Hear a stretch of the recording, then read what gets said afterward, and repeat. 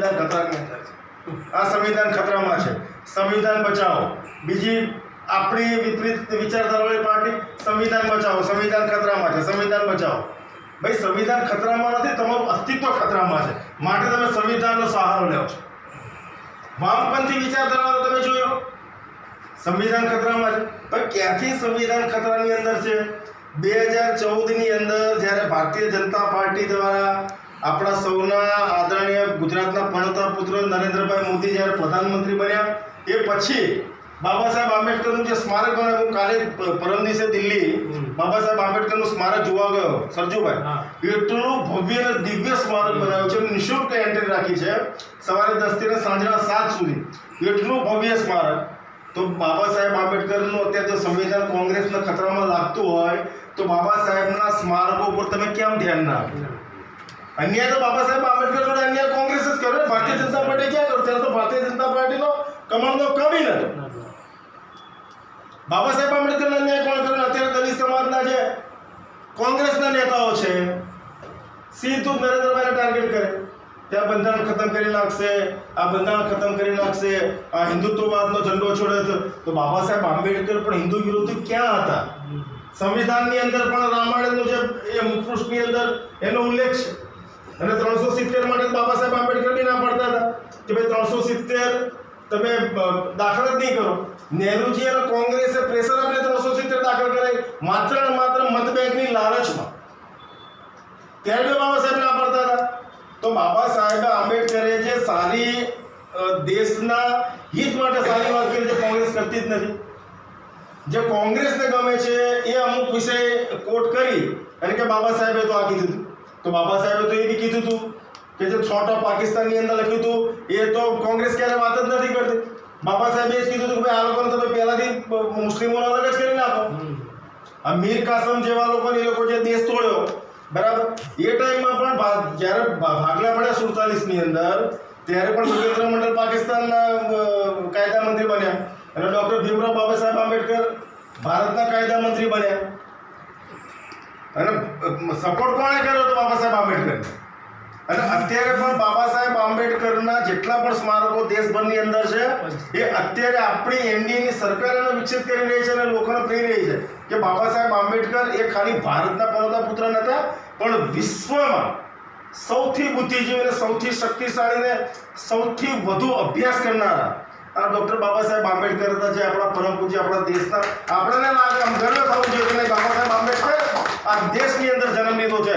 અને અમારા પ્રથમ કાયદા મંત્રી ડૉક્ટર ભીમરાવ બાબા સાહેબ આંબેડકર હતા, એનો ગર્વ છે. એની 26 તારીખે સંવિધાન દિવસ આપણે ઉજવવા જઈ રહ્યા છીએ. અત્યાર સુધી કોંગ્રેસને બાબા સાહેબ આંબેડકર તો યાદ નહોતા, પણ સંવિધાન દિવસ પણ યાદ નહોતો. મુખ્યમંત્રી નરેન્દ્રભાઈ મુખ્યમંત્રી જ્યારે બન્યા ત્યારે પ્રથમ વખત સુરેન્દ્રનગર જિલ્લાની અંદર હાથીની અંબાડી ઉપર સંવિધાન યાત્રા કાઢી હતી અને મુખ્યમંત્રી પોતે ચાલતા આપણે સુરેન્દ્રનગરની અંદર બજારોમાં સંવિધાનની યાત્રા લઈને ફર્યા હતા. આ ભારતીય જનતા પાર્ટીને એનડીએની સરકાર જ આ કરી શકે, કારણ કે એની અંદર દિલ્હીની અંદર પણ બાબા સાહેબ આંબેડકર છે, જાપાનની અંદર પણ બાબા સાહેબ આંબેડકર છે. જ્યારે કોંગ્રેસની અંદર મોઢા ઉપર સંવિધાન છે અને દિલમાં શરીયત છે. આ શરીયતના કાનૂન લાગુ કરવા માટે કોંગ્રેસ સંવિધાન ખતરામાં છે. સંવિધાન ખતરામાં, સંવિધાન ખતરામાં નથી, તમારું અસ્તિત્વ ખતરામાં છે. એટલે બાબા સાહેબ આંબેડકર વિશે લગભગ બધા જાણો જ છો, પણ 26 જાન્યુઆરી 4 વાગે આપણા જ વિસ્તારની અંદર નવેમ્બર 4 વાગે ગાંધી આશ્રમ પાસે અને ગુજરાતની અંદર જે ઇતિહાસ રચાયો કે 3 અનુસૂચિત જાતિ સમાજના લોકોને મંત્રી બનાવવામાં આવ્યા. 3. બાકી અત્યાર સુધી કોંગ્રેસ વાળા એમ જ કહેતા હતા કે ભાઈ તમને ભાજપમાં તમારો એક મંત્રી હોય તો એ સમાજ કલ્યાણ ખાતું જ એને આપે, એ સિવાયને બીજું કંઈ આપતા જ નથી. આ વખતે શહેરી વિકાસ બી આપ્યું, શિક્ષણ બી આપ્યું, સમાજ કલ્યાણ ખાતું બી આપ્યું, એ સિવાય બાળ વિકાસ ખાતું બી આપ્યું. તમે વિચાર કરો. અને સમીકરણ તો વાલ્મીકી સમાજ ગુજરાતના ઇતિહાસમાં એવું તો નથી કે વાલ્મીકી સમાજ હમણાં જ જન્મ થયો છે. ગુજરાતના ઇતિહાસની અંદર પ્રથમ વખત વાલ્મીકી સમાજને મંત્રી પદ આપ્યું. અત્યાર સુધી કોંગ્રેસમાંથી કોઈ વાલ્મીકી સમાજને મંત્રી પદ આપ્યું નથી. આ ભારતીય જનતા પાર્ટીની સામાજિક સમરસતા મંચનું ઉત્તમ અને ઉત્કૃષ્ટ ઉદાહરણ એ ભારતીય જનતા પાર્ટી જ પૂરું કરી શકે. અને દેશભરની અંદર સામાજિક સમરસતા મંચ અને એક હિન્દુત્વનો નારો 370 આપણી સરકારમાં હતી, રામ મંદિર આપણી સરકારમાં બન્યું, મોગલ, હુમાયું, શાહજહાં, આ બધા જે દિલ્હીમાં રોડ હતા એ આપણી સરકારમાં બધા નામો ચેન્જ થયા. ગુલામીના પ્રતીકો જેટલા પણ હતા આપણી સરકારમાં ચેન્જ થયા. અયોધ્યાનું ફૈજાબાદ કોણે કર્યું હતું? કોંગ્રેસે કર્યું હતું. અયોધ્યાનું અયોધ્યા પાછું કોણ? આપણી સરકારે કર્યું. અયોધ્યાની ટ્રેન, એનું એરપોર્ટ કોણે કર્યું? આપણી સરકારે કર્યું. રામ મંદિરનો ચુકાદો ક્યાંથી આવ્યો? ભાજપના કાર્યાલયમાંથી આવ્યો, સંઘ કાર્યાલયમાંથી આવ્યો, તમારા ઘેરથી આવ્યો, અમારા ઘેરથી આવ્યો? ના, આનો ચુકાદો બાબા સાહેબ આંબેડકરે જે સંવિધાન લખ્યું કાયદાના કલમના આધારે સુપ્રીમ કોર્ટમાંથી ચુકાદો આપ્યો કે રામ મંદિર ત્યાં જ નિર્માણ થશે.